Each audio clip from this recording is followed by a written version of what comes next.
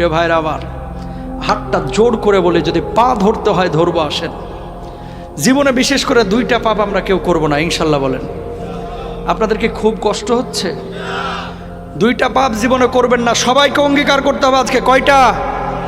শুনেন, আপনি 1 ওয়াক্ত নামাজ পড়েন নাই, আল্লাহ চাইলে মাফ করে দিবে। ভুলে জেনা করে ফেলেছেন, আল্লাহ চাইলে মাফ করে দিবে। ভুলে একজনকে গালি দিয়ে ফেলেছেন, আল্লাহ চাইলে মাফ করে দিবে।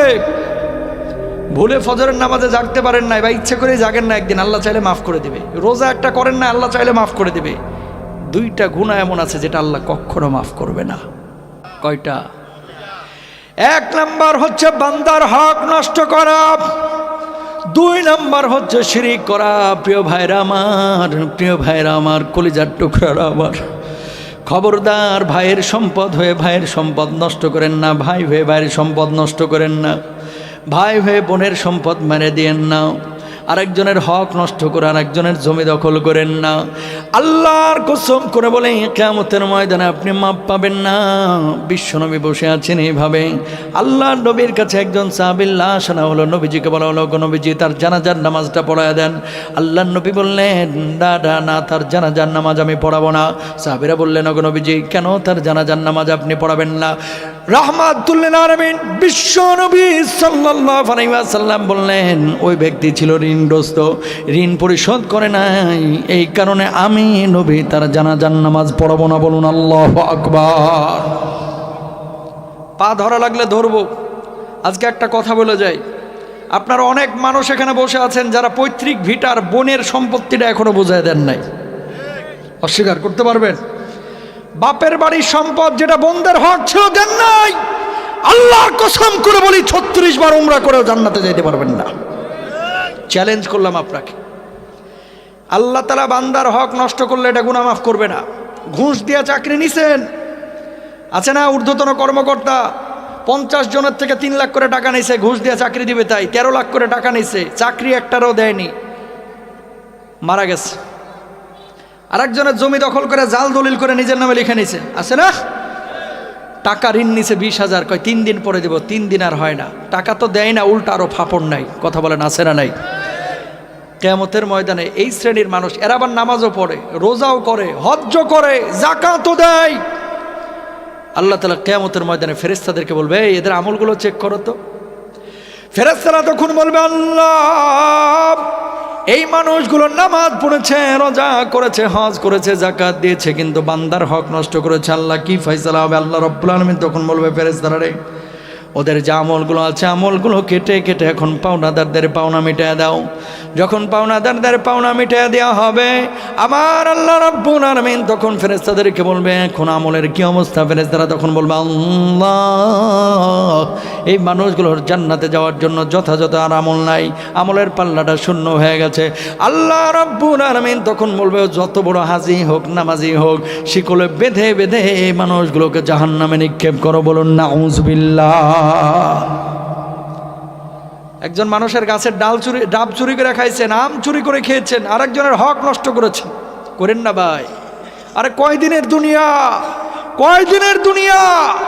আগে মাইরা খাইছেন 50 লাখ, আর এখন মসজিদে খালি দান করতেছেন 20,000 করে, খালি 2 লাখ করে। এত সোজা না আল্লাহর জান্নাত?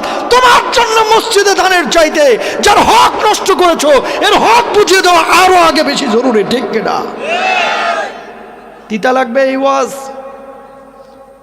এ হুজুর এর লাগে অনেকে পছন্দ করে না, আনছে আপনারা হুজুর তাফসির করার লাগে, কি বাড়া ভাতে সাইড হালতেছেন। এ হুজুরে অনেকে পছন্দ করে না, কয় এই ওয়াজের দরকার কি? আপনার কাছে রিকোয়েস্ট ভাই, আপনি মাপ পাবেন না।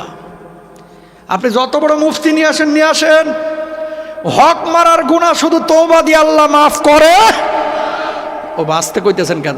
হক মারার গুনাহ শুধু তওবা দিয়ে আল্লাহ মাফ করে। মাফ তখনই পাবেন যার হক মারছেন এর হকটা বুঝিয়ে দিবেন, অথবা ও যখন আপনারা মাফ করে দিবে। কেন আপনি বুঝেন না? নামাজ যে ফরজ, এটা আছে কোথায় কোরআনে? সবাই বলেন, নামাজ ফরজ আছে কোথায়? হজ ফরজ আছে কোথায়? রোজা ফরজ আছে কোথায়?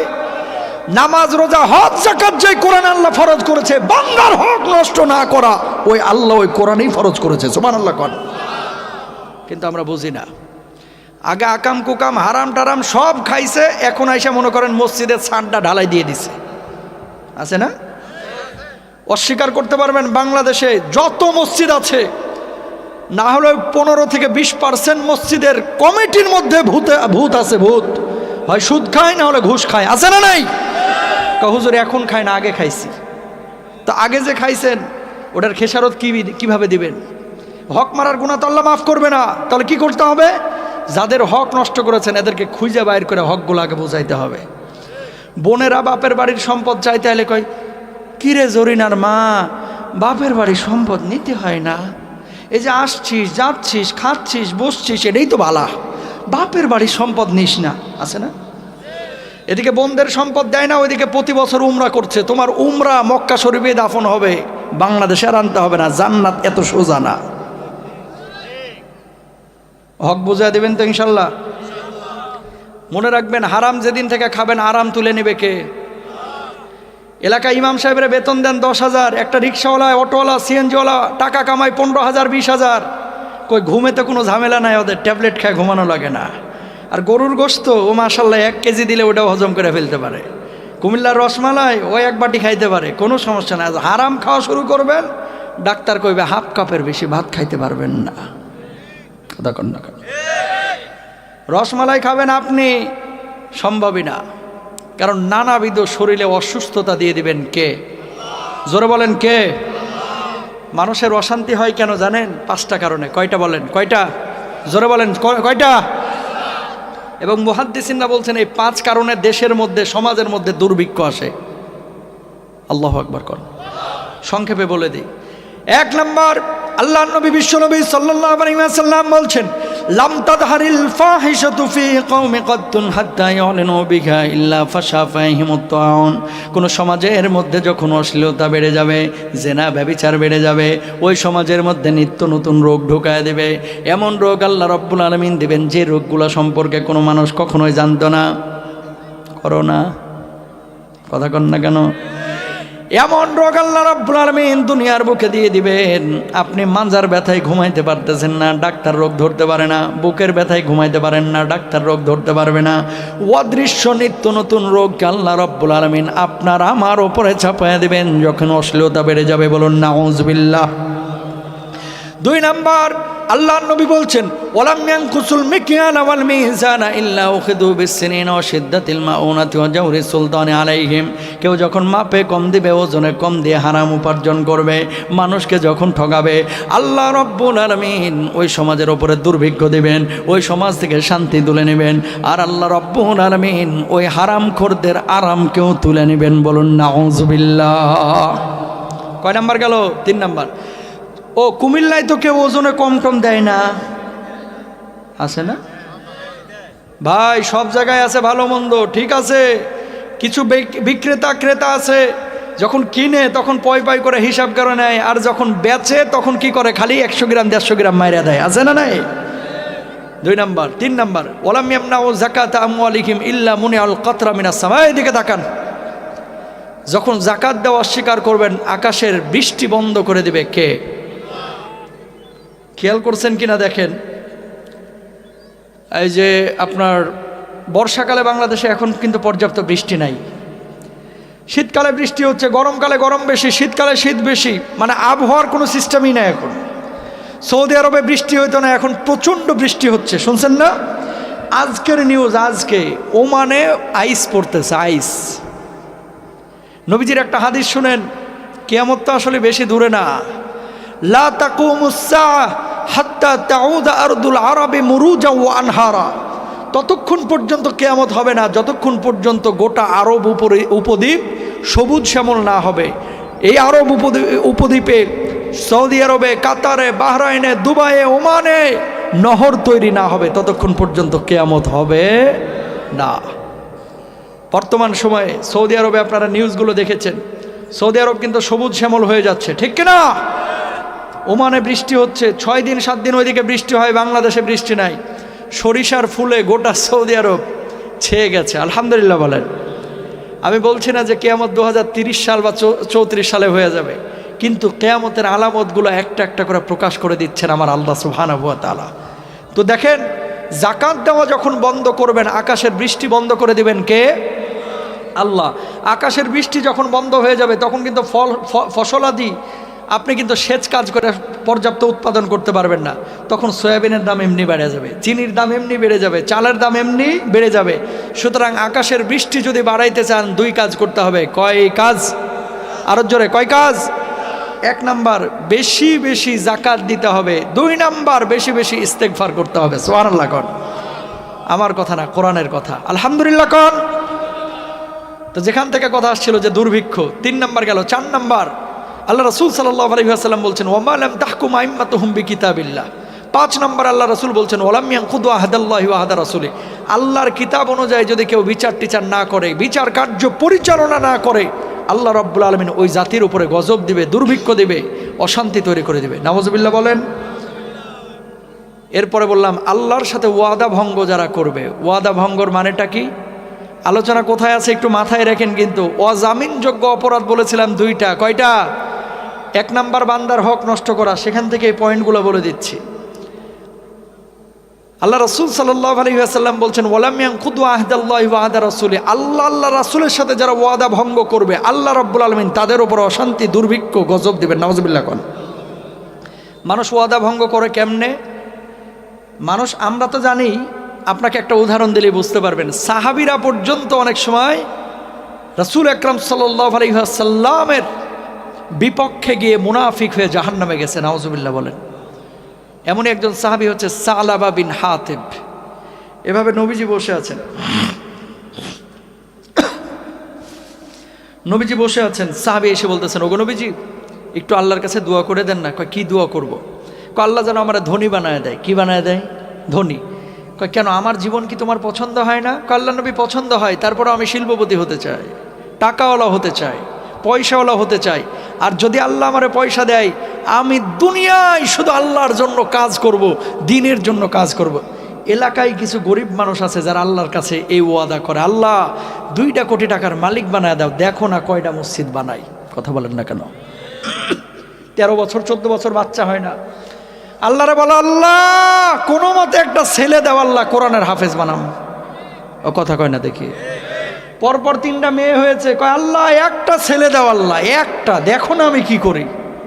আল্লাহ বড় আলেম বানাবো। বিশ্বাস করেন পরে মক্তবের বারান্দাতেও পাঠায় না। কথা কন না কেন? আমার পরিচিত, আমার রাজশাহীতে এক লোক, আমি আপনার ভারতে মাহফিল করি প্রতি বছর মার্চে। আমি ভারত যাচ্ছি 2006 সালে। তো ওই মহিলা আমার এসে হাতটা ধরতে বাকি, খালি কয় হুজুর বিয়ে হওয়া হইলো 12.5 বছর, এখনো বাচ্চা আল্লাহ দিল না। আপনি তো মুসাফির মানুষ, ভারতে যাবেন, একটু দোয়া করেন যাইতে যাইতে আল্লাহ যেন আমার একটা বাচ্চা দেয়, ছেলে হোক মেয়ে হোক। হুজুর আল্লাহকে হাজির নাজির যাই না বলতেছি, শপথ করে বলতেছি, একটা বাচ্চা যদি আল্লাহ আমারে দেয়, আমি এটারে আলেমা বানাবো, আলেম বানাবো, হাফেজ বানাবো, মাদ্রাসায় পড়াবো, চেষ্টাটা করব। ঠিক 2 বছর পরে মেয়েটার পেটের বাচ্চা আসলো। আলহামদুলিল্লাহ।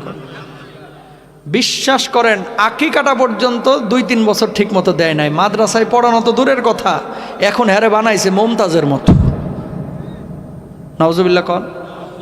গাদ্দারি করলো কার সাথে? আরো জোরে কন। আল্লাহর সাথে।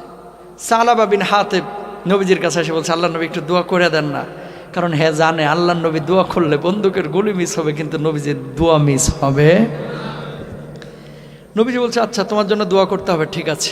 প্রথম দিন বললো যে সামনে থেকে চলে যাও, চলে গেল। দ্বিতীয় দিন কয় সরো আমার সামনে থেকে, চলে গেল। তৃতীয় দিন এবার আইছে, নবীজি আল্লাহরে বলছে আল্লাহ ওরা ধনী বানায় দাও, সাথে সাথে দোয়া কবুল। সুবহানাল্লাহ কোন।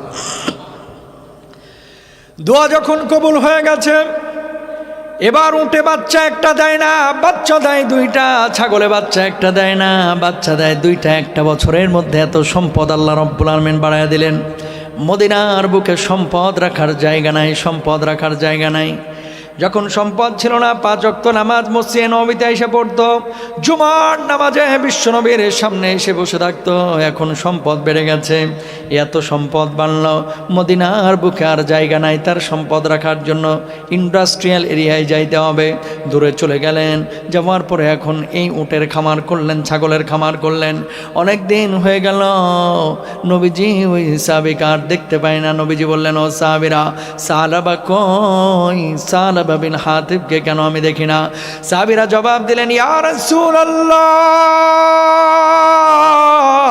ওগো নবীজি, আপনার সাহাবী এখন অনেক বড় শিল্পপতি হয়ে গেছে, ধনী হয়ে গেছে, সম্পদ এত বাড়িয়ে দিয়েছে যে সম্পদ মদিনার বুকে রাখার জায়গা নাই, এই জন্য দূরে চলে গেছে।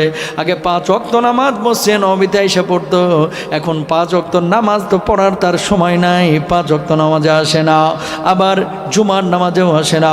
আল্লাহর নবী বললেন, আফসোস আমার জন্য। এর কয়েকদিন পরে আল্লাহ রাব্বুল আলামিন যাকাতের বিধান ফরজ করেছে। যখন যাকাতের বিধান ফরজ হয়েছে, অমনি সাহাবীদেরকে নবীজি বললেন, সাহাবা তো অনেক বড় শিল্পপতি, তার কাছে যাও, যাওয়ার পরে যাকাতের অর্থ চাও, 2.5% হারে যাকাত দিবে।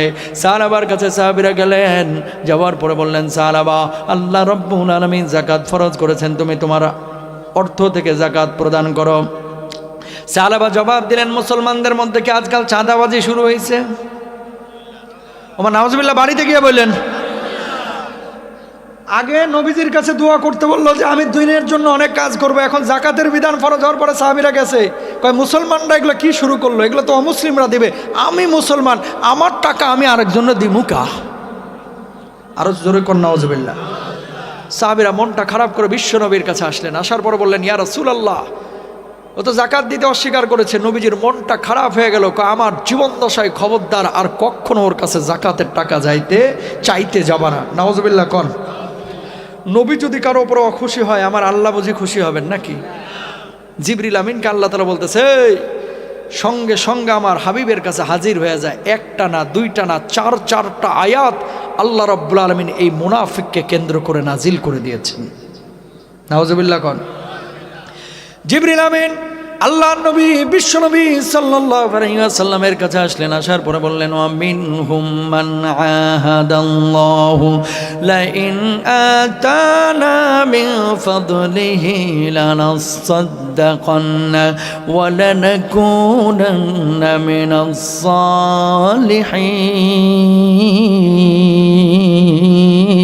সালিহিন।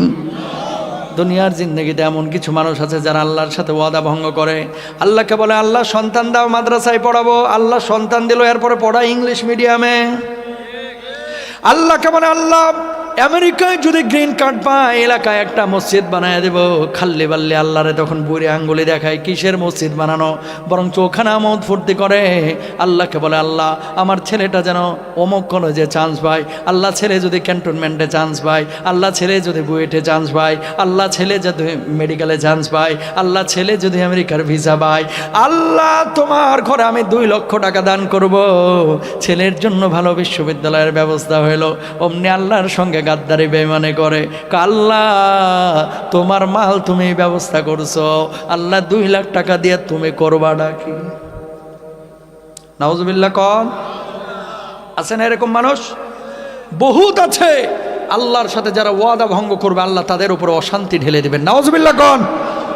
এই যেখান থেকে কথাটা আসছিল প্রিয় ভাইরা আমার, অজামিনযোগ্য অপরাধ 1 নাম্বার হচ্ছে বান্দার হক নষ্ট করা। বান্দার হক নষ্ট করেন না। আপনি যত বড় হুমরা সুমরাই হন না কেন, মরতে কিন্তু আপনার হবেই ভাই। কত টাকার দরকার? আরে কবরেতেও টাকা নিয়ে যাইতে পারবেন না। ওই 4 পায়া খাটিয়াতে, ওই পালকিতে আপনার সর্বশেষ যাত্রা হবে আপনার কবর স্থানে। 3.5 হাত কেবিনে, যেই কেবিনটা, যেই কবরটা শিল্পপতিরও হবে মাটির, যমুনা গ্রুপের এমডিরও হয়েছে মাটির, আপনার আমারও হবে মাটিরই, ঠিক কিনা? বসুন্ধরা গ্রুপের মালিক দেখা কবরটা টাইলস বসানো হবে না। কিসের হবে? হ্যাঁ, উপরে হয়তো বা টাইলস বসাইতে পারে, তাদের অনেক পয়সা। তো যেখান থেকে বলতেছিলাম কথাটা, বান্দার হক আমরা কেউ নষ্ট করব না ইনশাআল্লাহ। 2 নাম্বার আসেন, অজামিনযোগ্য অপরাধ হচ্ছে শিরকের গুনাহ। কিসের গুনাহ? রাব্বুল আলামিন বলছেন ইন্নাল্লাহা লা ইয়াগফিরু আন ইউশরাকা বিহি ওয়া ইয়াগফিরু মা দুনা যালিকা লিমান ইয়াশা।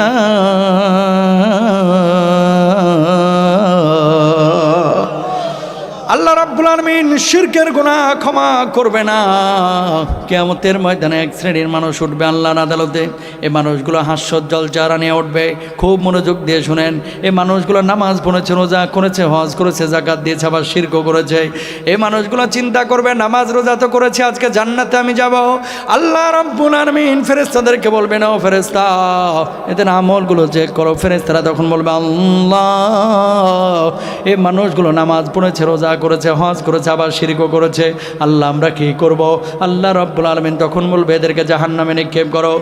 মানুষগুলো তখন বলবে আল্লাহ কি এমন অপরাধ করেছিলাম যার জন্য আপনি জাহান্নামের ফয়সালা করলেন? আল্লাহ বলবে লা ইন আশরাকতা লা ইয়াহবাতান্না আমালুকা ওয়া লা তাকুনান্না মিনাল খাসিরিন।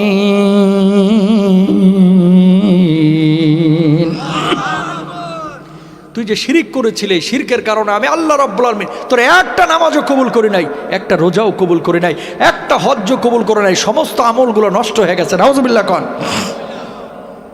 শিরিক দুই ধরনের। কয় ধরনের জোরে বলেন? অজামিনযোগ্য অপরাধের কথা বলছি ভাই, যেটা আল্লাহ ক্ষমা করবে না এ অপরাধ। এক নাম্বার বান্দার হক নষ্ট, দুই নাম্বার হচ্ছে এই শিরিক করা। শিরিক দুই ধরনের, শিরকে জালি, শিরকে খাফি। একটা হচ্ছে বড় শিরিক আর একটা হচ্ছে ছোট শিরিক। বড় শিরিক কোনটা?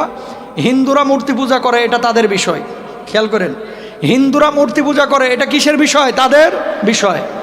হিন্দুরা করে মূর্তির পূজা, আর বাংলাদেশে কিছু মানুষ আছে করে বাবার পূজা। কথা কন না কেন? কুমিল্লায় আছে না নাই? নামাজ রোজার খবর নাই, কয় হুজুর নামাজ পড়ি না কি হয়েছে, ইমান ঠিকই তাজা আছে, টাটকা শয়তান। নামাজ না পড়লে ইমান তাজা থাকে না? থাকে না। আবার গানও বলতেছে, কয় কিরামান কাতিবিন রোজ হাশরের দিন আল্লাহর দরবারে যদি করে অভিযোগ, আমি বলবো দুনিয়ায় ছিলাম খাজা বাবার লোক। খালি কইয়া দেখিস। নাউজুবিল্লাহ কন না। তোমার বাবাই জান্নাতে গেছে, তোমার গ্যারান্টি দিল কেডা? এই তাকান, আম্মা জান আয়েশা নবীজির পাশে বসে আছে। আল্লাহর নবী আমি আপনার কে? কয় তুমি আমার স্ত্রী। কয় ফাতেমা আপনার কে? কয় ফাতেমা আমার মেয়ে। কয় নবীজি আমি আপনার স্ত্রী, আপনার ফাতেমা আপনার মেয়ে। ফাতেমা আয়েশা কি কিয়ামতে কোনো ফ্যাসিলিটি পাবে না নবীর স্ত্রী হিসেবে? নবীজি জবাব দিলেন, আয়েশা তুমি যদি তোমার আমল নিয়ে কবরে যাও, ফাতেমা যদি তার আমল নিয়ে কবরে যায়, এই নবী কিয়ামতে তাদের জন্য সুপারিশ করবে। ফাতেমাকে চিনবে, আয়েশাকে চিনবে। আমলহীন কবরে গেলে এই নবী আয়েশাকেও চিনবে না, ফাতেমাকেও চিনবে না। আল্লাহু আকবার। আর আমরা কি করি? এক জায়গায় মুরিদ হওয়ার পরে এই হক্কানি পীরের কাছে অবশ্যই যাবেন, অবশ্যই যাবেন, যার কাছে গেলে কোরআন হাদিস শেখা যায়। নামাজের খবর নাই, রোজার খবর নাই, হজ্জের খবর নাই, খালি গাঁজা খাওয়ার হুক্কুর হুক্কুর করো আর বলো যে জান্নাতে অটো গিয়ারে আমার বাবাই টানে নিবে। তোর বাবাই জান্নাতে গেছে, তোর গ্যারান্টি দিল কেন? বিশ্বাস করা যাবে? কথাগুলো একটু বললাম আক্রমণাত্মকভাবে, মাইন্ড করেন না। কয়েকদিন আগে কুষ্টিয়ার এক ভদ্রলোককে দেখলাম ইউটিউবে, গাঁজা বলে কোনো শব্দ নাই, সব সিদ্ধি পাতা। তার মানে বোঝাইতে যাচ্ছে গাঁজা খাওয়া হালাল। নাউজুবিল্লাহ কোন? এগুলো করা যাবে? দেখেন কোরআনের দলিল নেন। আমি কিন্তু প্রত্যেকটা কথায় কিন্তু দলিল দেওয়ার চেষ্টা করতেছি। কোরআন আল্লাহ তাআলা কি বলতেছে? রাব্বুল আলামিন বলছেন ইয়াউমা লা ইয়ানফাউ মালুন ওয়ালা বানুন। কেউ কারো কোনো উপকার আসবে না কিয়ামতের দিন।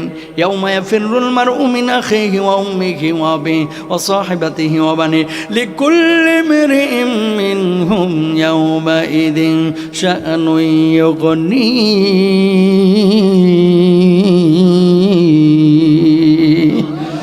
আমার আল্লাহ রাব্বুল আলামিন বললেন, ভাই ভাইয়ের থেকে পালাবে, বাবার থেকে সন্তান পালাবে, সন্তান মার থেকে পালাবে। কেউ কারো কোনো উপকার আসবে না সেদিন, কেউ কারো কোনো উপকার আসবে না সেদিন। আপনার উপকারে আসবে শুধু আপনার আমল, শুধু আপনার আমল। বলুন আল্লাহু আকবার। সুতরাং আমল নিয়ে কবরে যাইতে হবে। আরেকজনের উপরে নির্ভরশীল হওয়া যাবে? জোরে বলেন, নির্ভরশীল হওয়া যাবে?